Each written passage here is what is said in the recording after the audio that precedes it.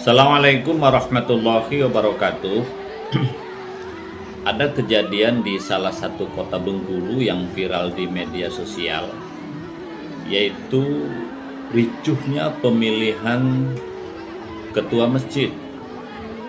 Dikabarkan ada 3 preman menyerang jamaah, terutama kepada jamaah perempuan.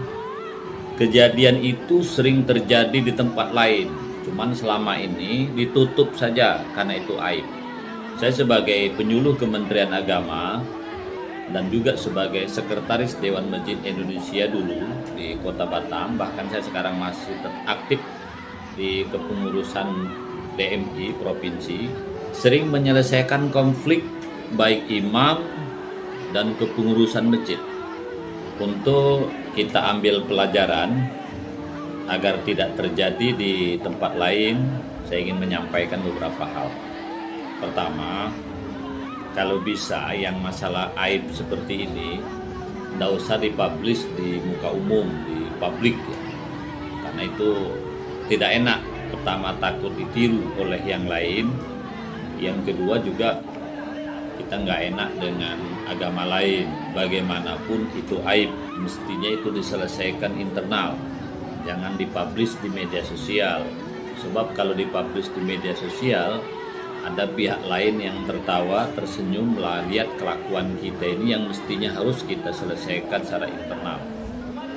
Karena dalam agama satrul musliman satrul fid dunya wal akhirah, barang siapa yang menutup aib saudaranya akan ditutup aibnya di dunia dan akhirat. Menurut saya, perkelahian antar kandidat, antar pendukung pemilihan pengurus masjid itu bagian dari aib, maka sebaiknya ditutup. Kecuali dilaporkan saja ke polisi, itu nggak apa-apa, artinya jangan dipublish, selesaikan secara hukum, itu nggak masalah. Kemudian yang kedua, biasanya hal ini terjadi dipicu, satu, ada persoalan tidak transparansinya keuangan sebelumnya, sehingga terjadi perebutan pemilihan ketua masjid. Yang kedua, unsur politik sudah masuk. Ya. Yang ketiga, ada kata-kata yang tidak enak dari pengurus masjid lama atau yang lainnya.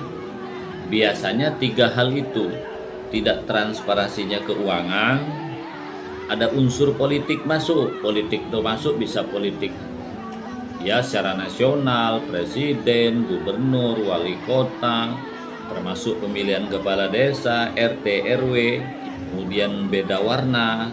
Ini punya partai kuning, ini punya partai hijau, ini punya partai hitam putih. Untuk hal itu tidak terulang kembali, harus ada aturan yang jelas bagaimana memilih pengurus masjid itu. Karena selama ini negara tidak mengatur. Dalam hal ini Kementerian Agama juga tidak mengatur. Kementerian Agama sifatnya hanya membina secara umum, tetapi siapa menjadi ketua masjid itu diserahkan kepada masyarakat.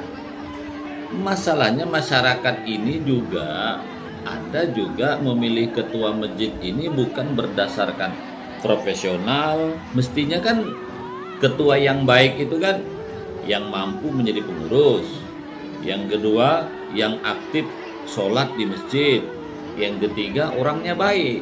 Perlu dibuat aturan tata cara pemilihan pengurus masjid. Dalam aturan itu perlu disepakati, yang pertama, siapa saja yang boleh menjadi ketua masjid. Misalnya harus orang yang aktif berjamaah di masjid. Untuk apa jadi ketua masjid kalau ke masjid pun jarak? Orangnya baik. Yang ketiga, mampu. Ini kriteria calon pengurus yang baik.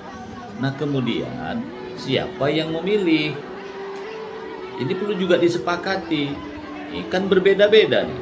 Ada aturan itu yang aktif berjamaah.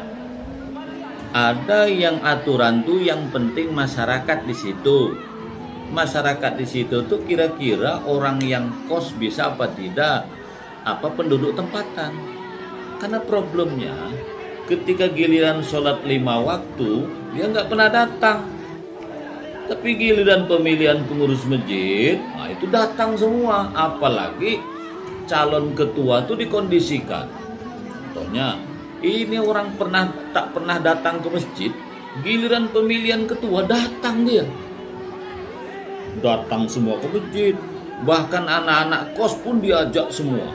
Celakanya ketika nanti yang menjadi ketua masjid memang orang yang tak pernah datang ke masjid, ya masjid sepi lagi. Nah, jadi artinya gini, sebelum pemilihan itu buat aturan main. Menurut saya yang berhak menjadi pemilih masjid sepakati 3 hal ya. 1, orang yang aktif ke masjid. Ini caranya bagaimana? Ya caranya mungkin dibuatlah buku jamaah. Buat buku jamaah ya. Nah, jamaah yang ada dalam buku jamaah itulah yang berhak memilih pengurus. Itu kesepakatan 1. Kesepakatan kedua, warga masyarakat muslim yang ada di masjid itu, misalnya RT apa, perumahan apa, nah itu aja. Jadi yang lain nggak bisa masuk. Nah, kemudian yang ketiga yang perlu disepakati itu ya, apakah semua jamaah bisa memilih atau perwakilan saja? Misalnya RT ini 10 orang, perwakilan taklim, perwakilan TPQ.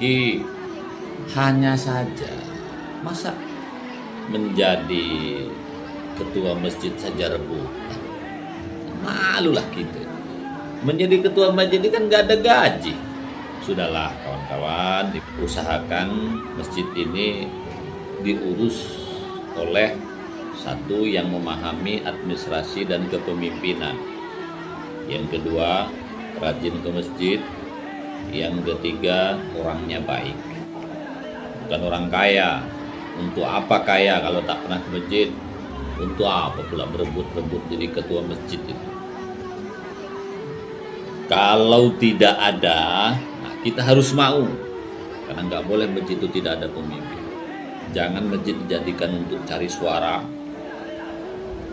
Ini politik. Yang kedua juga cari dana. Demikian ya, mudah-mudahan untuk dapat diambil pelajaran. Assalamualaikum warahmatullahi wabarakatuh.